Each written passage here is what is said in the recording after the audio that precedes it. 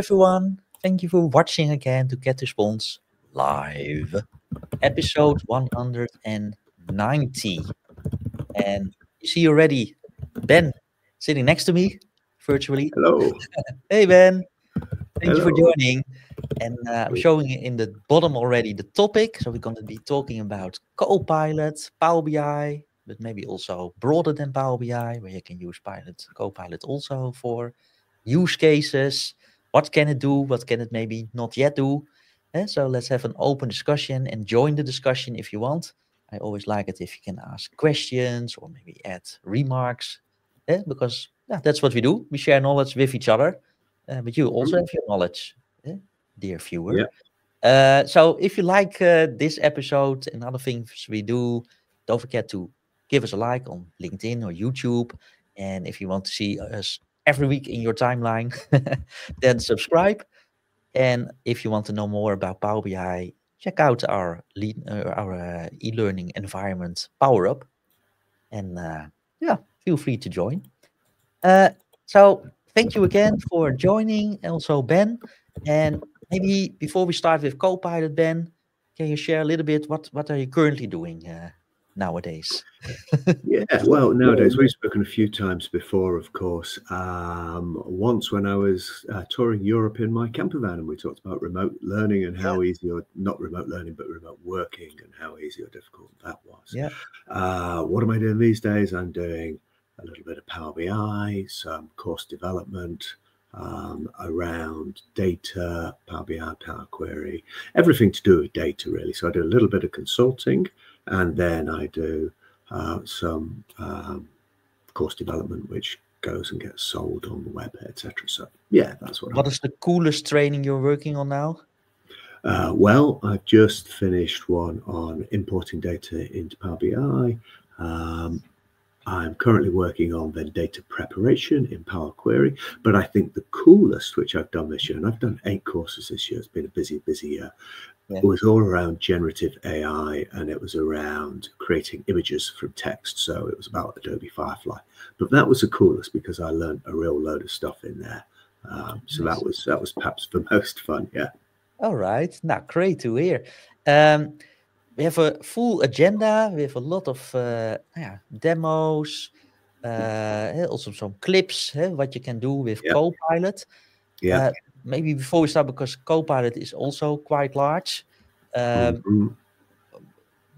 lot of people, I think, have heard about it. But what, in your words, is Copilot? What is it? Okay. So you have to be very specific when you talk about Copilot. Copilot is a brand, so anything to do with generative AI from Microsoft is Copilot. So in Bing, you get Copilot for Bing, if you like, or for Power for Internet Explorer, and that's free, and that's really cool. But then you get Copilot in Microsoft 365. You get Copilot Studio, Copilot for whatever, Copilot for Excel, Copilot for Word. So Copilot is the generative AI brand, and I am here today really to talk about using Copilot in Power BI, but then also some of the other generative AI tools, which could be ChatGPT is the one I typically use because it's $20 a month or something, and you can use that then to generate data sets for you. And here's a plug for one of your previous sessions. If you go back and rewind and watch yourself and Brian Julius's session, he'll show you how you can load a model, a Power BI model, into ChatGPT and then get it to write you some really cool DAX, because it then understands the model. So Copilot is a brand from Microsoft. Copilot for a tool is a technology within that tool, and then generically we can talk about generative AI such as ChatGPT and all of those other fantastic models, large language models they were called. I think they just tend to be called models now, because maybe we're moving a little bit away from the large language into specific individual models. But hey, it's a moving space, isn't it? It is. It changes every day. So I'm going to add your screen. And let's dive in and let's try some stuff and show us what some stuff we can do. So I mean, my role in life really is to generally, as a consultant, is to create reports and proof of concepts for people. So quite often, we might start off with an idea. So the client wants a report, they want something, but we haven't yet got the data. So we might go into either Copilot. So here's Copilot in Internet Explorer, and of course I've got ChatGPT on this other window. I use it every day, you know, so I had to get rid of what I was doing before here. So I just said, hey, what's ChatGPT? But what I might do is I might do something like, and I haven't tried this one for a while, but I'm going to kind of upload, maybe I can upload a file to this. I think it did say, oh, we'll do it on here, we'll do it on ChatGPT because I'm not. Let's upload from here. And we'll just go to customers and ignore my screen, but you're on here, obviously. You're not a customer. Let's just once. Oh, all files, not yet. Let's just go for weekly airline delay course. This is one I've used before. We can upload that file. Your files must be okay. Let's go for a different model. Yeah, sometimes maybe it expects an image instead. No, from computer. I've got a recording of this anyway, but that's okay. We've got all files on here. Great. So this is a spreadsheet I downloaded, and I'm just going to say analyze this spreadsheet. So this is quite. Give me the top highlights.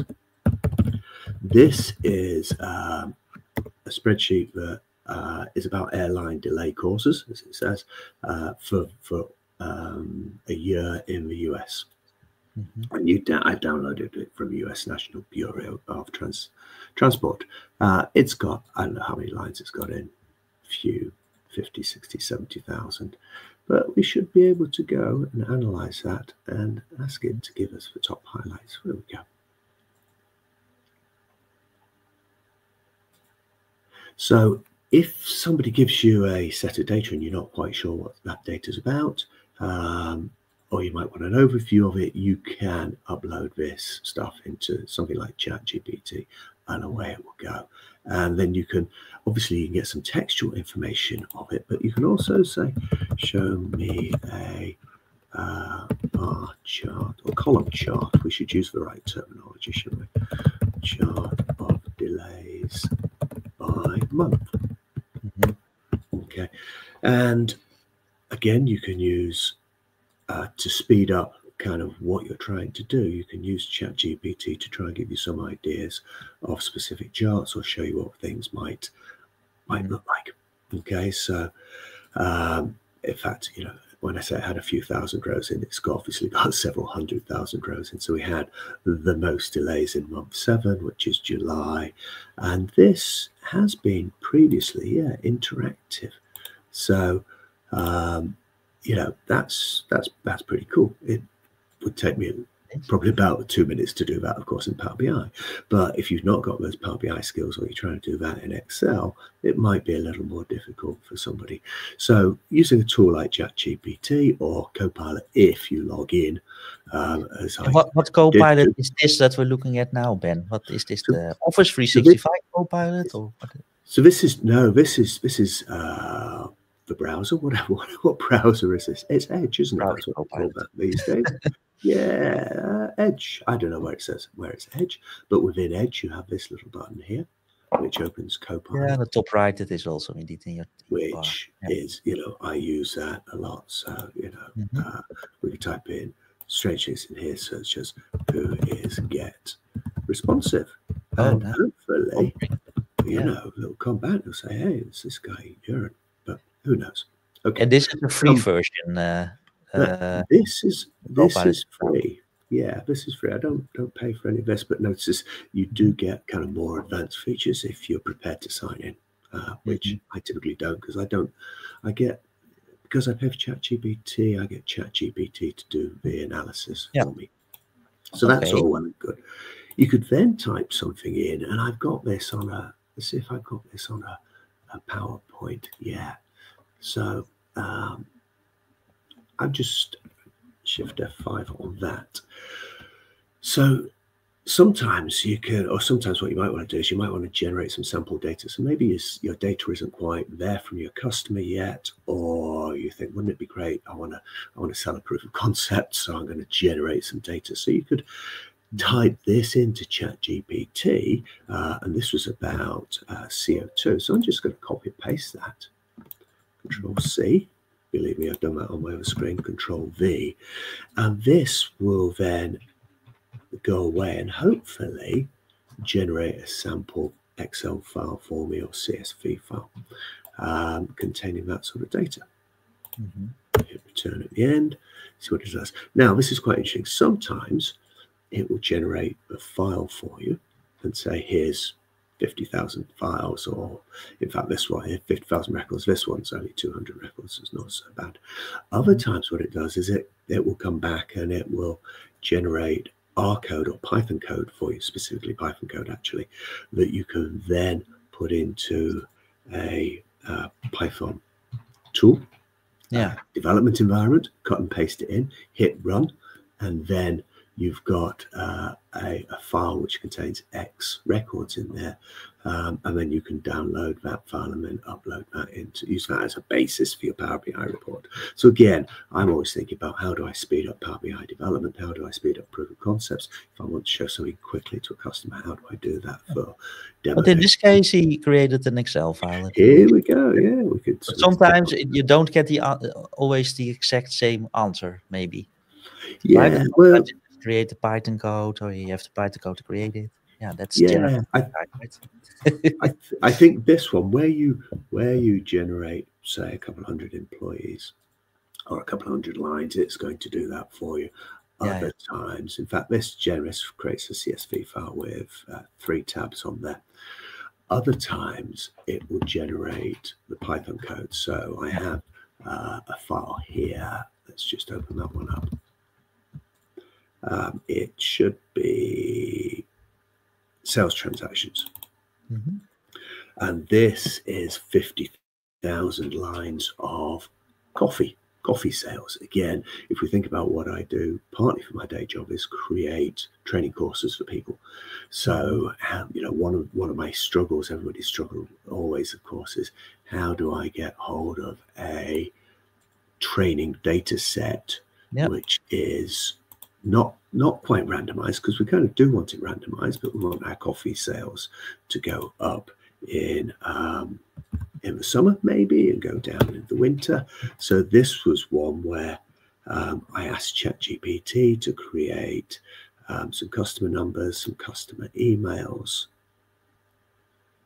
So it's amazing. It's example.org. I specified the coffee types that I wanted, etc., etc. And I specified I wanted 50,000 lines. So if you go down to this, you'll see we've got 50,001, because of course we've got headers at the top. Even 500,000, I see. So it's even 500,000. Yeah, I'd forgotten. So, and in that case, it generated the Python code for me. So, really useful way of getting proof of concepts up to speed quickly. Cool. Yeah, it's very fast. It's fast. It's nice. I was a bit of an Excel junkie with lots of if statements, and then, you know, if coffee type equals then generate this random number between 1 and 20, just to try and get some variance in there.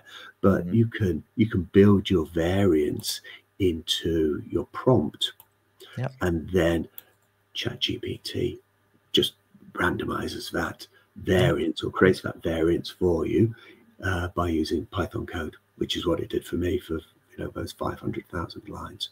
And I did that all for free. I mean, ChatGPT cost me a little bit, but the putting that Python code into a compiler and then running that was free of charge. So, you know, you don't have to be a developer to do this, because no way am I any sort of developer anymore. Yeah. Oh, and it's $20 indeed, the subscription. They also have a new one launched, because nowadays OpenAI has some 12-day announcement streak. So 1 or 2 days ago, the video AI was released. Sora is released. But they also released in one of the first days a new subscription of $200. Which is Okay, yes, I've seen that. And better, and well, the opinions are mixed whether it's worth the money at the moment, but $20 is definitely is. It's yeah, especially if you can expense it, right? it's not a lot of money at all. No, no. Yeah. What other things? So we analyzed the file. You can create dummy data. What else can we do? Yeah, you can also do sensible thing, or not sensible things, but remember, if I'm looking at Copilot and I'm looking then at the Power BI desktop tool and the other tools, you can, there is Copilot's in Power BI, but it's not in Power Query. So you might want to take that file and you might want to bring it into Power BI. So you might want Copilot to ask to write some M code. Okay, well, that was my data set, and I've done it a few times, but here's the generative one for ChatGPT to generate the coffee. So in that case, that looks like 100,000 rows. But once you got this right with, see, this is beautiful thing. Once you got it right with 100 rows, then you can just say, hey, go and create me 500,000.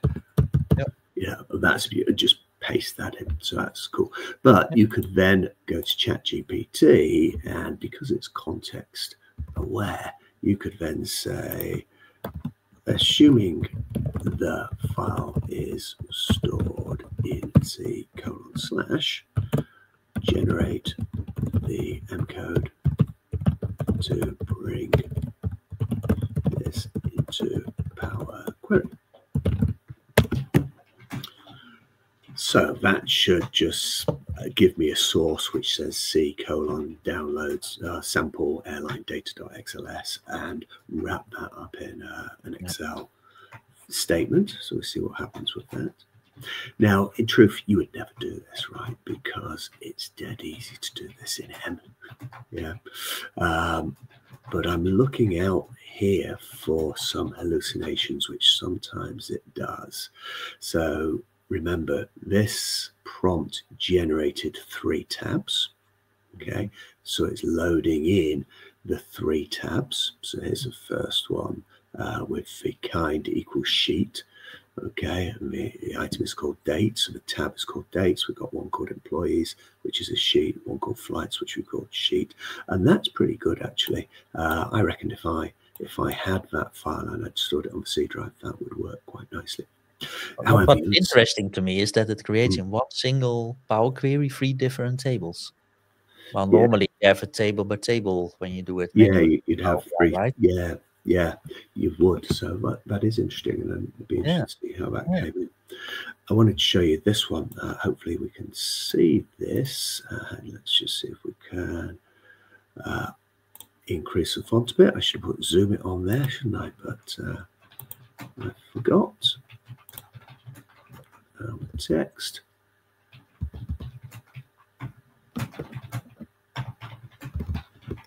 No, maybe it's also interesting for people, because that was also one of the announcements, I think, from yesterday. You already saw in the beginning that Ben, you were switching to another version of ChatGPT in the top left. Yeah. But you also have I think in the drop down now also, if you have no subscription, the canvas mode. Did you see that, Ben? The canvas mode. Let's just get there. More models. Oh, that's not shown here for some reason. But you have a canvas mode, I think, also available now, or maybe it's not rolled out to everyone yet. That can be, but that allows you. It will load the code into a separate large window, and you can then more easily edit the code. So, for example, if you want to do something in the second paragraph, you can just highlight it and say, "Oh, actually, I want to do this and this with this part of the code."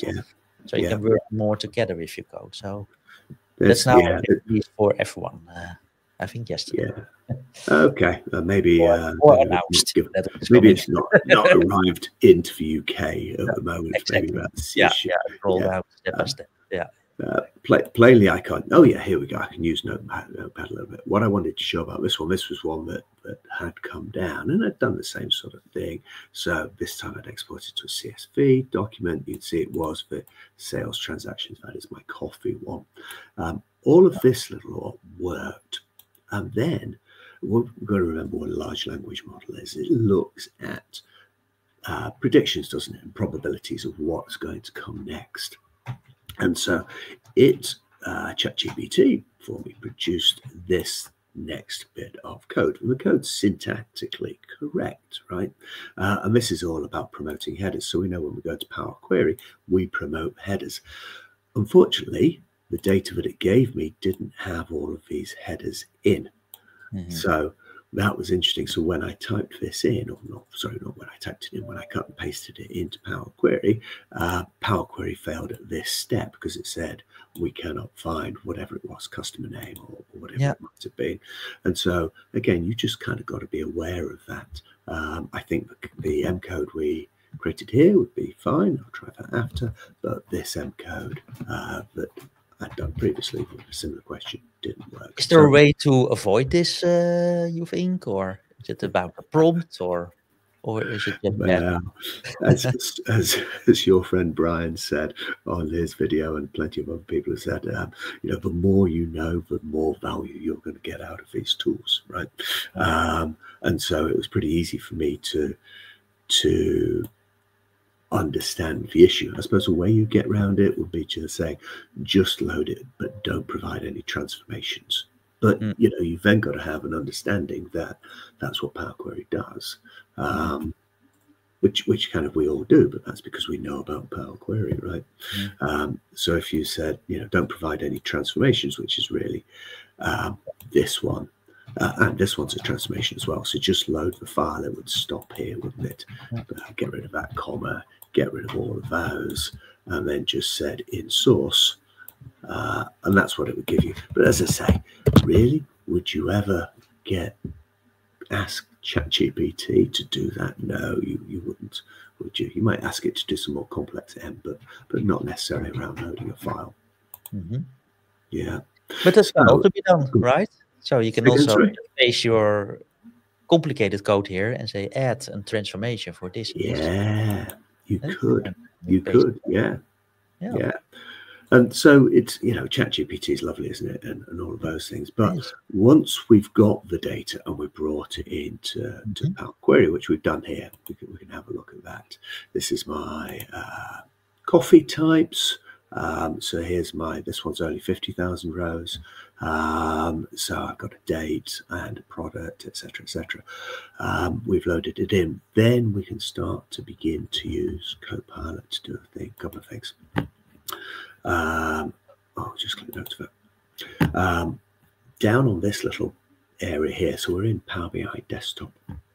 And this little DAX query view has been around for a while. It allows you to do some things such as, this is nothing to do with Copilot, but it allows you to do some things such as show show the summary of the city. So give you a distinct count the rows, distinct values as 10 of those, minimum and maximum. So minimum and maximum don't really work alphabetical, do they? But the earliest one is Chicago and the maximum is San Jose.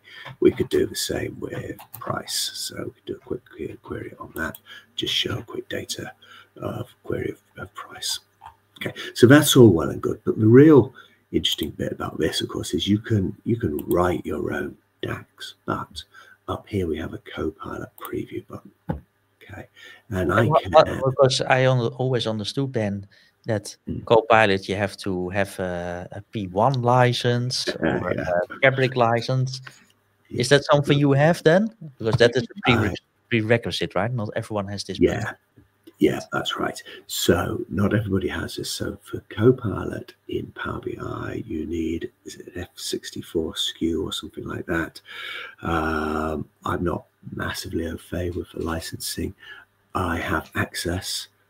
They're one of my clients. Thank you very much, Mr. Client. And I'm logged into that client system. So therefore, I get this button. But in a standard toolkit, you don't, which is why, you know, although I'm not going to really do much else in ChatGPT, but if you didn't have Copilot F64, or you didn't have an F64 license, then of course you're shelling out thousands of euros a month, aren't you, for that?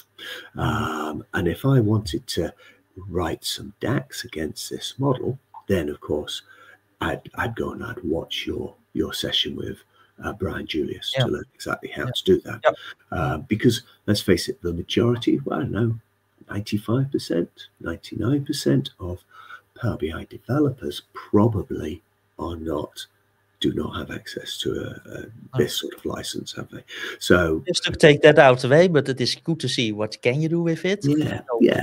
Amongst others, you can create DAX. Yeah, and it's going to become cheaper, isn't it? Ultimately, all of this computing power becomes cheaper, and it will have to. So I could just say, suggest some measures. So have a look at this data set for me. So it'll go and have a look at the semantic model now, and it'll think about a few measures that it might create. I don't know what they're going to be, but typically you would want, I mean, we've got price, we're going to have summer price, we might have number of customers, number of cities. It's come back and it's said we'll create some measures. So let's just go to the top here. We've got total sales is sum of sheet 1 price. We have count of orders, which is interesting because that doesn't make sense. Which is for summer sales is that one. So total sales. So I would expect, or is there no amount or sales column? There's it's only price. Only price. So each transaction. Okay. Yeah, no. That makes sense. Sorry, Copilot. You know, you're right. Come at this with a huge amount of cynicism. That's what I always do. I expect it's going to be wrong. That's the way I come at it. I'm expecting Copilot's going to tell me a wrong answer, because then I know that I'm going to have to validate it. Yeah, exactly. So we've got total sales measures here, average sales. We've got count of orders. Is count of orders just for the count of how many orders we have, count of customers, sheet 1 distinct account, sheet 1 customer ref, and measures or what's this one? Count of product measure calculates the total number of unique products sold. Okay, so that's okay. So we could just come in and get my mouse to work. Create measures if you run this. Yeah, well, what we can do is we can then click on run. So that gives us the data at the top. And if we like what we see, I'm going to keep that query like that. And then up here, you can see that we have these little bits. I'm sure you've seen these before. It says add this measure to the model. I can just update the model with all of those changes. So those measures now get written into my model. That's great. Of course, I wouldn't keep them in here, would I? Keep them in a separate measures table. But you know, that's the way it is. We can do some other things. So I could say, let's just go on a new query. I'll say, write a DAX measure to show the number of espressos sold. Something like that. See what it comes back with. Hopefully what I'm looking at for here is, I know some people like calculate, other people don't like calculate. Yeah. I'm looking for a function with calculate where can you then add in the expression without using calculate? Well, it should do, of course, but let's just see if we can. We didn't get any results for that. Oh, okay. I don't think that's particularly well. Measure sheet 1, calculate. Okay, count of orders, sheet 1 product equals espresso. Actually, that would work, wouldn't it? If I look at that with my calculate, but I could possibly write that, and as you say, come back and say, Yeah, write this without calculate, given that some people like or don't like calculate. So let's just have a look at the number of espressos sold. It reckons 4,000. 49.49. What a nice number. Nice. Let's check that, shall we? I have no idea if this is right. So there's espresso. We're looking for 49.49 down at the bottom. Whoa, yes. So that's pretty cool, isn't it? It is. One of the other things we can do then is a lot of people are struggling with writing DAX. So I think this is a perfect use case to use natural language. Of course, you have to be knowledgeable. You have to think still. Indeed. Think it's wrong and then check it. And then check it, yes. But also, I guess, use it as a learning experience. So if we go and we have a look at espressos sold, you know, the next thing you should do as a user is you should understand, you know, this particular piece of code in here. What is this doing for me? You know, obviously we're going to come in and we're going to just put in a comment, aren't we, etc., as to what this is doing, and that would be the sensible thing to do, as well as. What I do like about it is that they reused the existing count of orders measure. Instead of calculating again calculation, you reused the same measure. That's what I like. Which of course it created for us, didn't it? So again, I've not really written any DAX here. It's been smart enough to reuse the measures that it created before. Well, you know, that is pretty clever. So that's good. Again, thinking about Copilot, I might have a ton of measures. One of the things we can do for each measure, or one thing we should do for a measure, is have a description. And I can create those descriptions again with Copilot. So it will kind of do the reverse engineering. So we ask Copilot to create the measure, and now we're asking Copilot to deconstruct that measure and tell me in an English sentence, what is that doing? So this measure calculates the total count of orders where the product is an espresso, which is probably okay. But if I didn't like it, I could click on try again. It will go away and perhaps make a nicer expression for me. So I click on that, it puts it in there, and I can modify that. So I can add some context or whatever into there as I see fit. So that's pretty cool.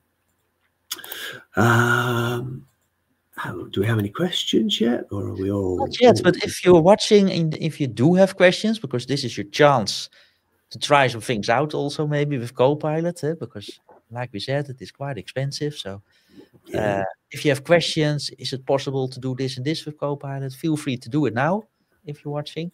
And let us know in the comments. What other things can you do?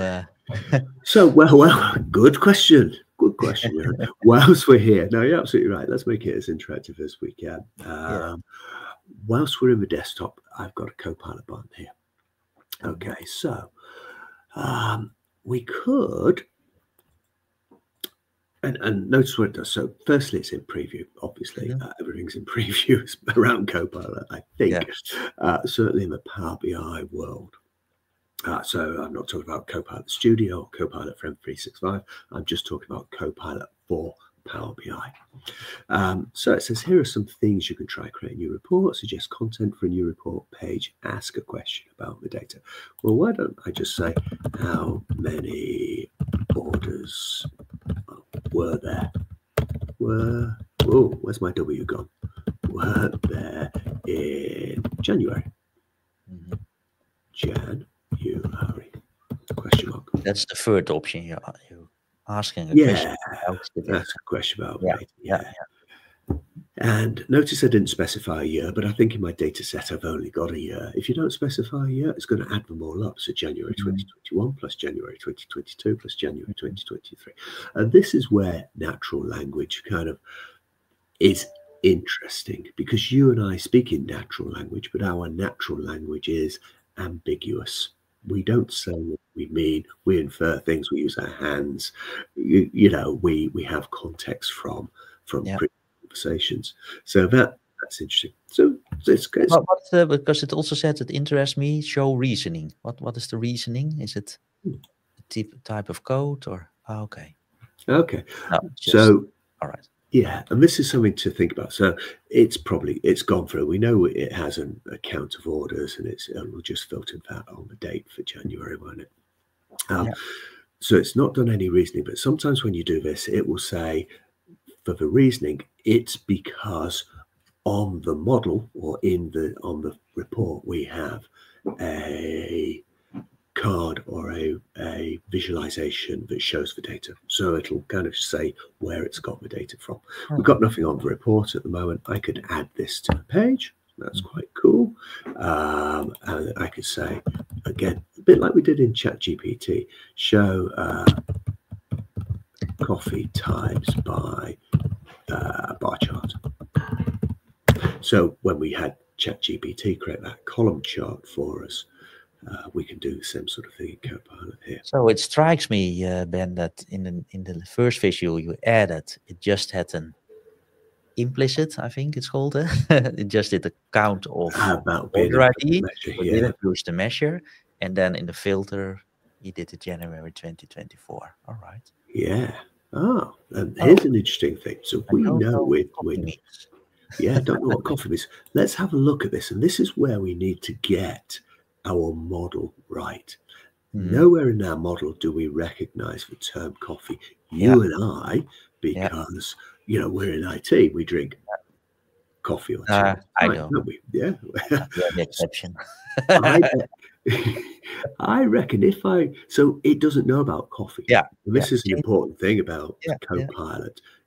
It can only reference Copilot will only reference what's in your model. It's not going outside to understand that a coffee could be a latte or an espresso. Okay, so when I use when I use Copilot in this environment, I'm only looking in this environment. Okay, so I suspect if I said use the term product instead of coffee, I'm hoping Copilot will work that out because it understands the context of our conversation. Or the other way around, if you would have renamed the column to coffee product, probably you might have understood. Yeah, or just coffee. Brilliant. So it's not quite a bar chart. So display this.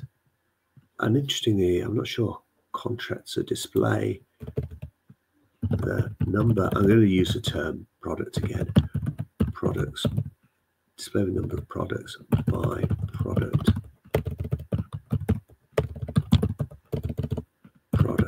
type, and I might have to be the number of products sold because otherwise I've only got 7 product types, right? A latte, an espresso, etc. So again, here's where I know what I mean. Because I'm speaking natural language, but that natural language is ambiguous. So I might have to say display the number of products sold by product type.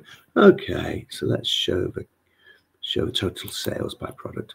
Actually, I probably wanted the third one there, which was total. I think it's good that he asked a follow-up question, though. Yeah, it's showing a little bit of I'm not sure, rather than just giving me that's nice. An answer, although brilliant. So I'll expand that so we can have a little look at that. That's great. Probably right. I could add it to the page. So it's quite useful for that sort of thing. Let's go and create another page. Now it did use the measure. So you see, it remains generative.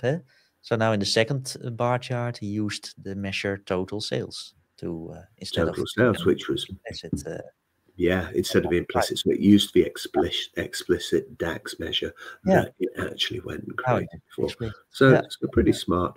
So if I go back up to the top, I'm going to do one more thing, which of course is the big demonstration here, which most people love and everybody's probably seen on YouTube. We'll just minimize this, which basically says create a new report page. And I can create a new report. I can create a new report page for you based on the dataset schema. I recommend focusing on the following types. Let me know. No, this is good. So this is good. And you start to talk as though you're talking to a still use please. Please go ahead. obviously it helps if you can spell. So let's see what that does. You always hope it helps also if you ask it kindly, you know. Ask it nicely, yeah. All right. Okay. So, sales, and this product by city. All right. Yeah. Once you've seen this a few times, you know it always follows a very generic or the same sort of formulaic layout. It always has. Always puts the time on top and the title, breakdown at the bottom. Yeah, those sorts of things. That's okay. It's not going to, you know, do me out of a job in terms of report creation. But what would be really great would be to be able to reference another model. And I know this will come along and say, create me a report with a similar theme and layout as referenced in this image or something like that. So we're going to get smarter. Copilot's going to get smarter at this sort of thing. So I'm not too worried about my job at the moment, because I don't think, you know, these aren't great reports. They're very demonstrable in terms of, it's a starting point. Oh, look, yeah, this is what ChatGPT can do for me. So it can generate some reports. It can do this in the web as well, in the browser, of course. That's okay. But one of the things that I wanted to show here, let's just see if we've got it, is the AI visual. Okay. So Copilot can't work with key influencers today. I'm not sure about decomposition tree. Q&A, let's leave 5 minutes at the end to talk about Q&A, okay? But here I've got a narrative. So let's add a narrative in. So we know that narratives typically are written by us and we talk about stuff on the report. And we might have a page at the beginning of the report, page 1, which just has a big narrative on there, and we might have other narratives on each page. But we can then ask Copilot to generate this textual narrative for me about the data that's on this page or all pages. So it's going to go away and do that, but let me show you what's happening here. So this is the narrative input, if you like. So it says, describe the summary you want, and the visuals that should reference AI generated content can contain mistakes. And that's something else that it is everywhere on Copilot. You know, mistakes can be made. Disclaimer. So review your summary carefully. So it put this data in for me, or it put this prompt in for me, summarize the data. And then it said, which visuals do you want to reference? Okay. So let me just see if we can move that up. I can't. Okay, you're just going to have to be. Okay, we've only got these visuals. Pages, which is also nice. That you can use multiple pages for the comment. Yeah, absolutely. Or I can say, oh, I'm not. Don't show me total sales, or don't show me, you know, don't include this visual. I just want a narrative which includes these other visuals. Yeah, so that's pretty neat. Okay. And I kind of like that. So that could be that visual. What else I like about this is, notice when we've got a number on in the narrative, but we have a reference to it. So this is reference 1. So it references, and it's getting that number 186.01K from this visual here. And if I was to click on that, then this is the great use of the spotlight feature as visual. So it just spotlights that visual. I would almost say, Ben, finally there is a use case for the spotlight. In my training, I always say it's the least useful feature in Power BI, the spotlight, but now it finally has a use. I'm glad to see that. Yeah. And what I'm going to do now, let's go and put a decaf. Let's put decaf in as a slicer. Okay, so some of my coffee's decaf, some aren't. There we go. Did that go in there? Let's just make this a little bit smaller. Let's put a slicer on here. There we go. And let's put decaf in there. This happens on the service as well. So this narrative was created as the data was at the time that I created it. If I say, let's go for decaf, yes, then obviously the visuals change. And if we get around here, okay, it says the narrative has pending changes. Right. Because we've selected a different set of data, the narrative will be reflected, because we don't have 186.01 sales of decaf. Okay, we have however many sales we got here. Let me just bring that down. 76,000 or 7.64 thousand.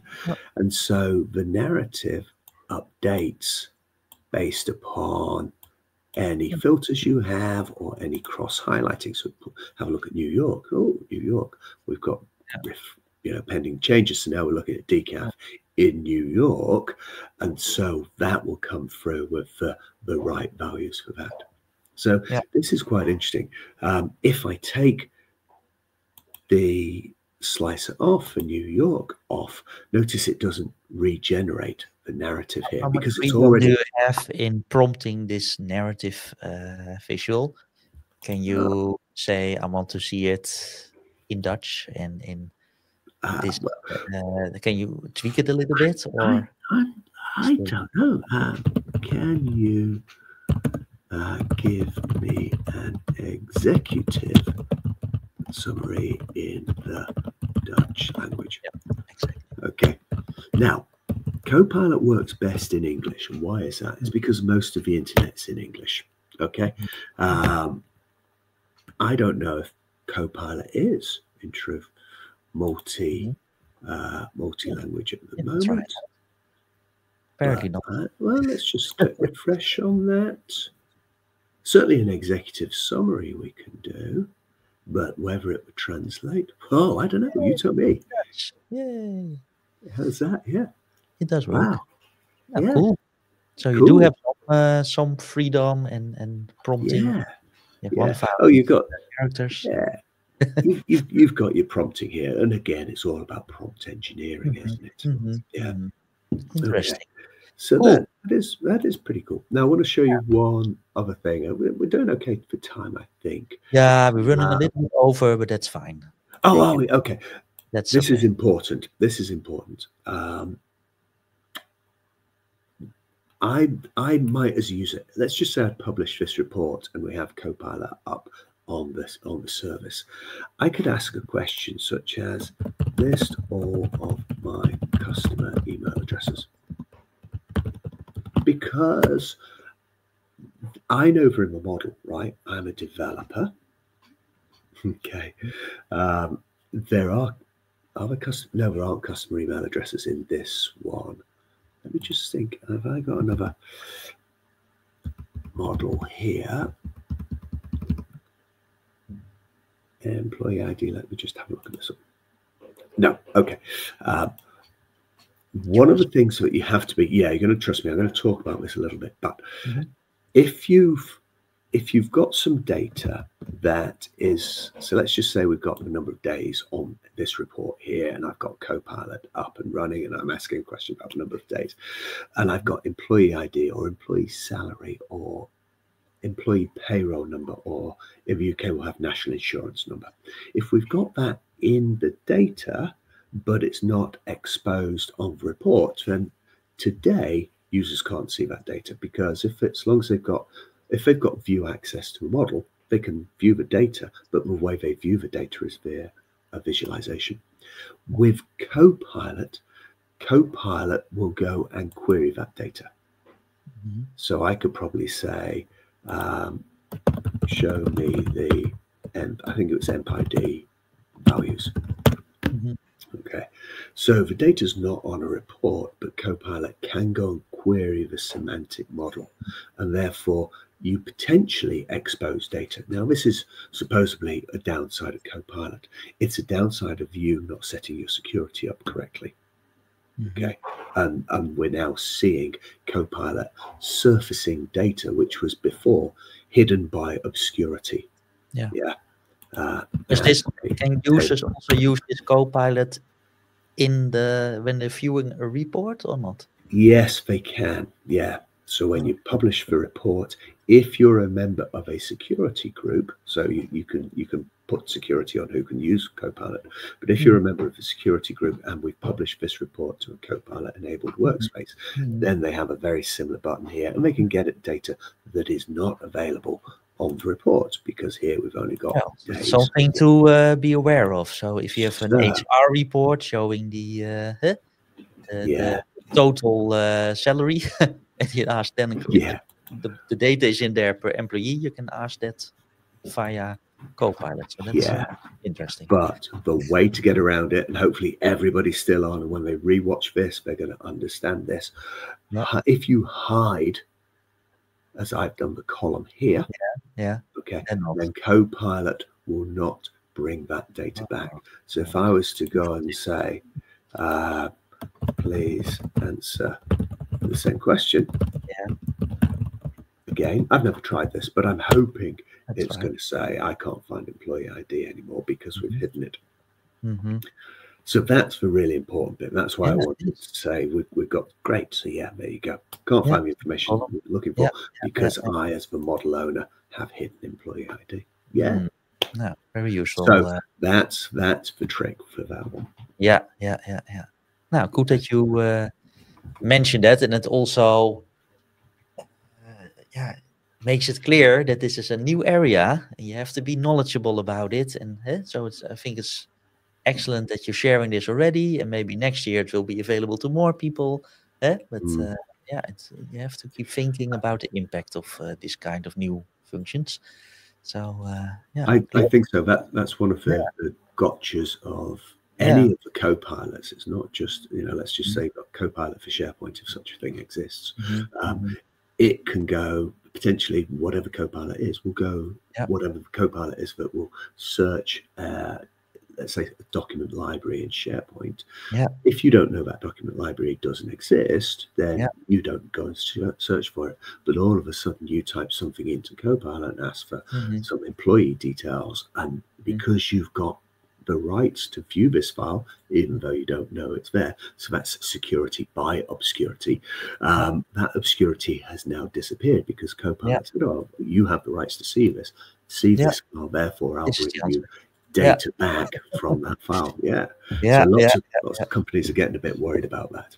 I can understand. Yes, me too. Good thing to be aware of. Thank you for all these nice demos. And great that you can show them live, and that it's always scary, I know. Always. It worked fine, so that's good.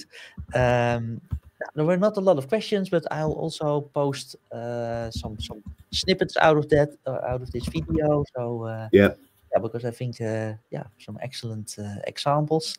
So thank you very much for that. We are back next week with episode 191 with Reza Rat. So Reza is joining us live from New Zealand. It's a 13-hour difference, so I won't be live at 4 o'clock in my afternoon, because then it's 5 o'clock, I think, or 3 o'clock, I don't know, in New Zealand. But anyhow, too early. So we'll be on another time. I will announce it when it is, but probably in my evening or in my morning. I'm not sure yet what we will be talking about. I have to pre-discuss it with him, but maybe Reza knows everything, doesn't he? He's one of the pioneers of this little so you'll have no problems talking about anything with him. Exactly. So everything he will share is interesting. So hope to see you next week, maybe then. And for now, have a nice day, and Ben also have a nice day, and thank you. Bye-bye. Bye-bye.